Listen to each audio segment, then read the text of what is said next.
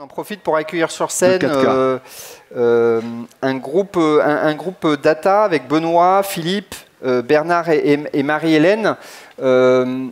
Et l'idée qu'ils nous ont proposée était de venir vous livrer de manière extrêmement courte 4 use cases assez différents de ce que peut amener la data dans la supply chain. Donc il y a 5 ans, on a lancé avec notre partenaire un projet de gestion capacitaire des fournisseurs. Et on a eu la surprise de se rendre compte qu'en fait, on n'avait pas de référentiel de site de production, malgré nos 15 ans d'alliance et 15 ans de synergie achat. La conviction que je voulais partager aujourd'hui, c'est les référentiels transverses d'entreprise, c'est difficile. Il faut désiloter des fonctions. Il faut assembler des datas qui sont parfois très morcelées. Mais ça permet à nos data scientists, à nos data analystes d'aller beaucoup plus vite et de dégager encore plus de valeur. L'interprétation des commandes d'un point de vue commercial est très rapidement devenue problématique quand on a commencé à monter des laboratoires qui fournissaient non pas 10, 15, 20 clients, mais des continents entiers.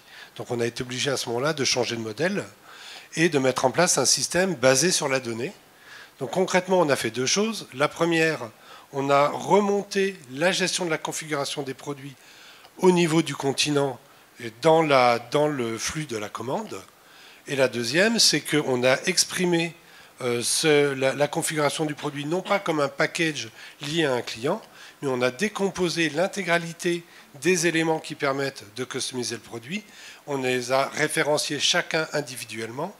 Et la commande qui maintenant arrive à l'atelier, c'est une commande entièrement explicite qui est en fait une somme de commandes. Je vais vous parler du lien entre la qualité des datas et la stratégie d'entreprise. Et pour ça, en fait, j'ai juste prendre l'exemple de notre comité exécutif qui, une fois par mois, dans les réunions SNOP, pour prendre des bonnes décisions, ont besoin d'avoir une qualité de data irréprochable. Et pour ce faire, il y a 2 types de data. En fait, il y a les data qui viennent du passé.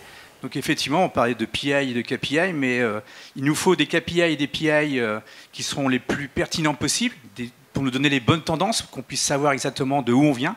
Mais il faut aussi qu'on ait les bonnes datas pour arriver à se projeter. Parce qu'effectivement, notre business, il est business de prévision de vente, mais business avant tout aussi d'activité. Et pour arriver à consolider les deux et en même temps trouver les économies et atteindre les objectifs qu'on a pu se fixer, on a réellement besoin de data au plus haut niveau. Vous avez vu au travers de 4 situations très concrètes et vécues dans nos entreprises, l'importance que vous pouvez accorder à vos données de base, vos données de référence, les produits, les clients, les fournisseurs. Donc ça s'appelle on appelle ça les master data. Nous sommes acteurs de la master data et tous les projets depuis ce matin, tout ce qu'on entend depuis ce matin, vous allez avoir besoin de ces données de base pour mettre en place ces projets et les rendre efficaces. Si vos données de base ne sont pas de qualité, vous ferez des beaux projets, mais il vous manquera quelque chose. C'est un des leviers d'efficacité de vos projets.